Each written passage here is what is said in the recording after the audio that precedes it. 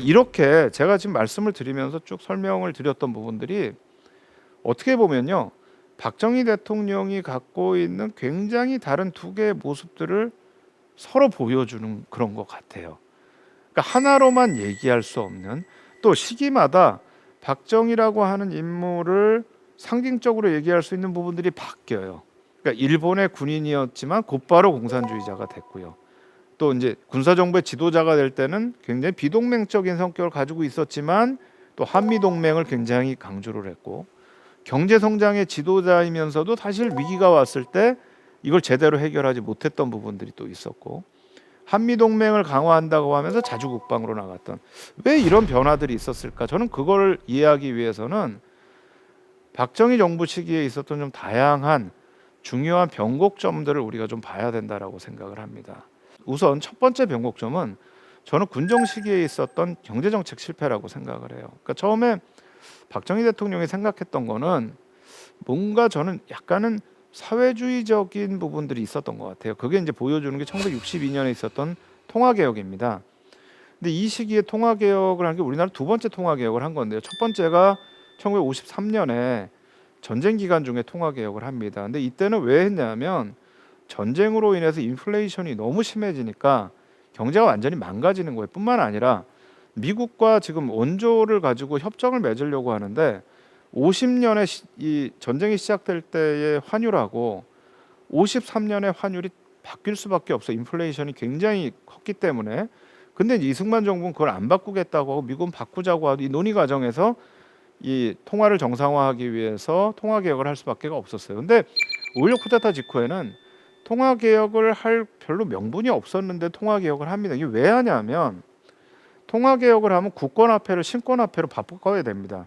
근데 이 바꾸는 과정에서 정부가 국민들의 돈을 일정 정도를 킵하고 있는 겁니다. 가지고 있는 거. 이게 국내에 자본을 만드는 겁니다. 국내 자본을 만들어서 이걸 가지고 경제개발 계획을 하려고 했던 거죠. 그러니까 해외로부터 자본을 가져오기 힘드니까 국내 자본을 만들겠다. 이제 이 과정에서 통화 개혁을 했는데, 이 통화 개혁을 하자마자 미국이 개입을 합니다. 미국 개입을 해서 이거는 사회주의적인 정책이다. 국가가 어떻게 자본을 만들어서 국가가 투자를 하냐. 근데 그 당시에 박정희 이 군사정부에서 박정희의 경제고문을 했던 분이 박희범이라는 분이 있어요. 이분도 이제 대구 경북 출신의 분인데, 이분의 박사 논문이 인도에서의 경제개발 계획에 대한 거예요. 그러니까 이분이 생각했던, 저는 그림이 그 그림이었다고 생각을 해요. 인도에서 하는 방식은 굉장히 사회주의적입니다. 지금도 인도 헌법은요, 인도를 사회주의 국가로 규정을 하고 있어요. 아무도 사실은 인도 사회주의 국가라고 안 하지만 헌법 자체는 그렇게 규정을 하고 있습니다. 근데 그 당시에는 지금보다도 훨씬 더 그랬고요. 특히 그 당시에 인도는요, 제3세계 비동맹의 지도자 국가입니다. 그러니까 이제 이런 방식으로 해서 뭔가 국가가 주도하는 경제개발 계획을 해야 되겠다. 근데 미국에서 이거는 사회주의다, 안 된다. 그래서 개입을 해가지고 그 당시에 통화개혁을 하면서 모든 은행의 계좌들을 봉쇄를 했었는데 이걸 풀어주게 됩니다. 근데 거기에서 끝난 게 아니고, 그걸 풀어주면서 박정희의 옆에 있었던 경제 정책을 했던 사람들이 다 바뀌어요. 근데 이 사람들이, 새롭게 들어오는 사람들이 50년대부터 미국의 원조 당국하고 협력을 했던 사람들입니다. 그러니까 사실은 박정희가 처음에 갖고 있었던 생각들이 현실 정치에 들어오면서 이게 내가 그냥 하려고 한다고 되는 게 아니구나, 현실에 벽이 있구나 라는 걸 느끼는 시점이 아니었을까. 또 그 이후에도 이제 민정이양을 번복을 하고 군정을 연장하겠다고 했다가 미국하고 갈등을 빚는 사건이 벌어지는데, 이때 저는 한번 박정희가 이 정권을 잡고 들어오면서 현실을 한번 본 것 같아요.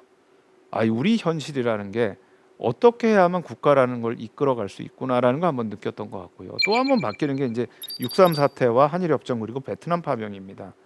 5.16 쿠데타를 하고 군사정부가 들어섰을 때에 여러 가지 슬로건을 얘기하지만 사실은 그 중에 하나는 민족주의였습니다. 우리는 민족을 중심으로 해서 간다. 그리고 이거는 4.19 혁명의 정신을 이어받는 거다라는 얘기를 했습니다. 그런데 사실은 한일협정이나 베트남 파병을 하면서 민족주의에 대한 슬로건을 내려놓게 됩니다. 그리고 이제 한미동맹 쪽으로 급격하게 돌아서게 되는 거죠. 현실을 보면서 이제 뭔가 이제 현실적인 부분으로 돌아서게 되는 부분들이 하나 있는 것 같고요. 저는 이제 두 번째 굉장히 컸던 것이 저는 JP의 몰락이라고 생각을 해요. 김종필의 몰락입니다. 사실 김종필은 실제로 5.16 쿠데타를 만들었던 사람입니다. 그러니까 김종필은 1950년대에 군 내에서 부정부패에 앞장섰던 사람들이 4.19 혁명 이후에도 계속해서 군 내의 지도자로 남아있는 거에서 불만을 품었던 거죠. 군도 개혁을 해야 된다. 그리고 사실 그거의 연장선상에서 5.16이라는 걸 계획해서 했던 사람인데 본인이 그거를 실제 계획을 하고 생각을 했지만 거기에 지도자로 박정희를 갖다 앉힌 거죠. 근데 그럼에도 불구하고 군사정부에서 제3공화국으로 가는 시기에 민주공화당을 실제로 조직을 했고요. 또 민주공화당의 조직 과정은요. 이전에 50년대에 있었던 자유당하고 민주당하고 다릅니다. 김종필은 전국을 돌아다니면서 전국에 있는 새로운 청년들을 불러 올렸어요. 그러니까 새로운 어떤 정당 방식을 좀 하고 싶었던 거예요. 그래서 이제 민주공화당이라는 걸 만듭니다. 근데 사실 미국의 입장에서는 이게 좀 이상해요. 예전 정당하고 달라요. 그것도 굉장히 비밀리에 지방을 다니면서 사람들을 모은단 말이에요. 이거 혹시 공산당 만들려는 거 아니야? 라는 오해까지 받았었어요. 근데 그럼에도 불구하고 한일협정을 결국 성사시킨 것도 사회적 논란을 일으켰지만 그럼에도 불구하고 그건 김종필이었고요.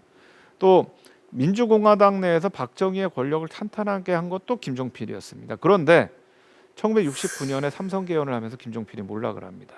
1963년 헌법에 의하면 박정희는 연임만 하게 돼 있어요. 그렇게 되면 1963년 선거를 한번 하고요. 67년 선거를 한번 하면 71년에 그만둬야 되는 거예요. 그럼 이제 그 다음에 누가 할 거냐라는 거죠. 그랬을 때에 당연히 나오는 얘기가 5.16 쿠데타를 주도했고 민주공화당을 만들었던 김종필이어야 되는 게 아니냐. 근데 삼선 개헌을 하게 되면서 결국 김종필은 몰락을 하게 됩니다. 근데 김종필이 몰락을 하니까 무슨 상황이 오게 되냐면 박정희를 견제할 수 있는 사람이 없어지는 거예요. 그러니까 이 어떤 지도자가요, 자기를 견제할 수 있는 사람이 있느냐 없느냐는 굉장히 다른 것 같아요. 이게 견제할 수 있는 사람이 있으면 그 사람하고 의논을 하게 되고 내가 뭘 할 때 이걸 해도 될까? 또 날 견제할 수 있는 내 측근 저 사람이 이거를 허락을 해줄까? 이런 고민을 할 수가 있는데 그게 없어지고 나면 그 다음에는 아무도 옆에서 이거를 체크할 사람이 없는 거예요. 그러면 이제 성격이 바뀌게 되는 거죠. 사실 저는 그걸 잘 보여주는 게 60년대와 70년대 관료 구조가 바뀌는 것 같아요. 그러니까 이 60년대만 하더라도요, 그 당시가 가장 모범적인 관료제가 있었던 시대라고 평가를 받습니다.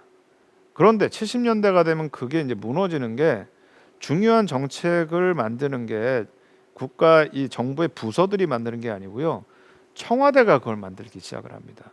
그러니까 제일 중요한 정책들은 청와대 내에 비서실에서 다 이게 만들어져요.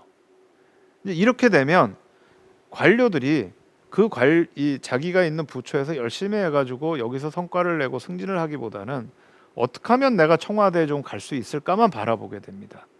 그러면 이제 관료제가 몰락하기 시작을 하는 겁니다. 근데 여기에 또 하나 기폭제가 됐던 박정희의 경제 과외교사라고 했던 김학렬 경제 기획원 원장이 또 사망을 하게 됩니다. 그러니까 이러면서 박정희 주위에서 박정희한테 조언을 하고 체크할 수 있는 사라진 것, 이게 또 하나 아주 중요한 계기가 됐던 것 같고요. 또 70년대 와서 이제 닉슨이 독트린을 하고 나서 주한미군 일개사단 철수를 하는, 이거는 이제 한국이 베트남에 전투부대를 파병을 하면서 미국한테 약속을 받았던 게 한국이 가 있는 동안은 주한미군을 한국과 사전 협의하지 않고 철수를 하거나 감축시키지 않겠다라고 존슨 대통령이 약속을 했는데 닉슨 대통령이 들어와서 뒤통수를 친 거예요.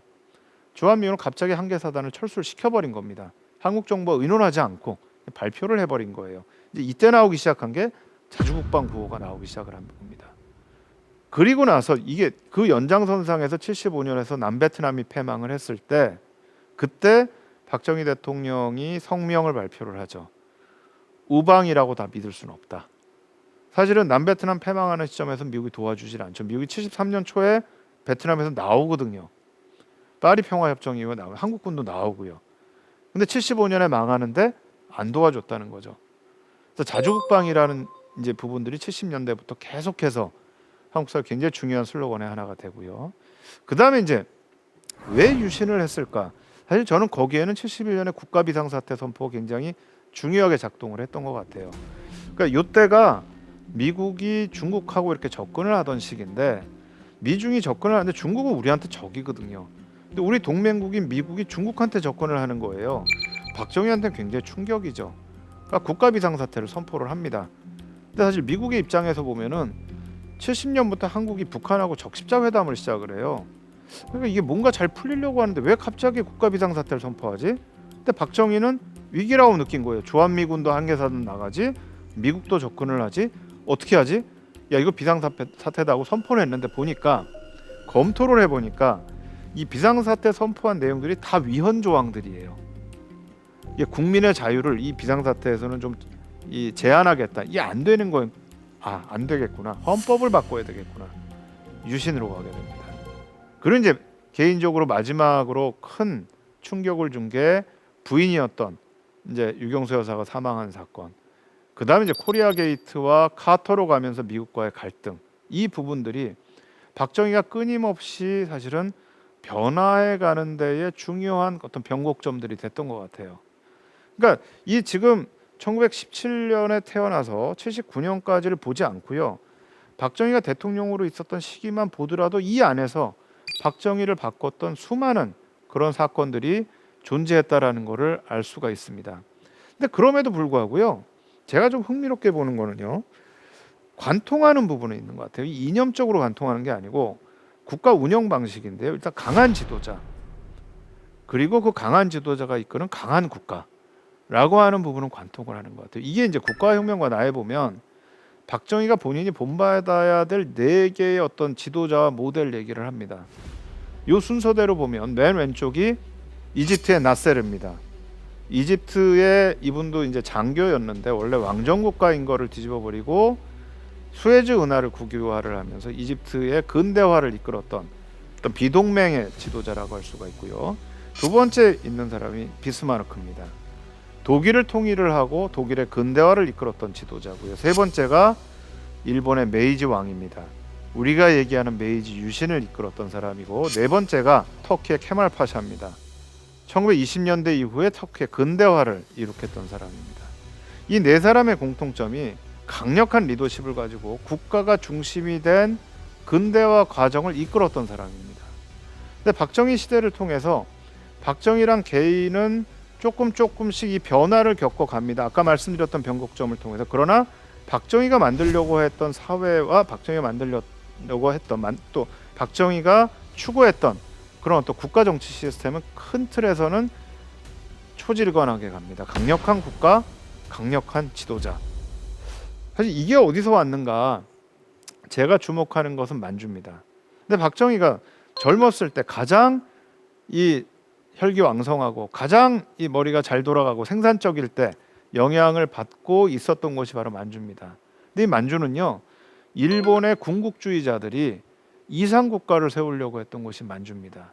이 왼쪽에 있는 사진이 이제 만주에 세웠던 어떤 공장들이고요. 그래서 이 만주에서 일본이 처음으로 경제개발 5개년 계획을 실시를 합니다. 그 전에도 뭐 이 홋카이도나 다른 지역에 했던 적은 있지만 본격적으로 경제개발 5개년 계획을 처음 하는 거는 바로 만주에서 합니다.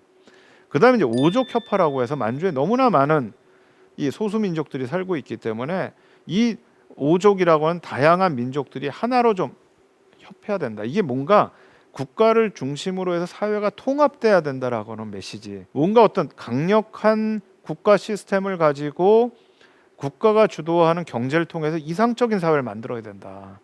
근데 이게 처음에는 60년대는 잘 안 된 거예요. 특히 이제 아까 제가 말씀드린 것처럼 미국이 이거 사회주의 체제 아니냐, 안 된다 해서 요 부분들을 결국 포기할 수밖에 없었는데 70년대에 가면서 이제 유신으로 나아가면서 요 부분들이 발현이 되기 시작을 한 거죠.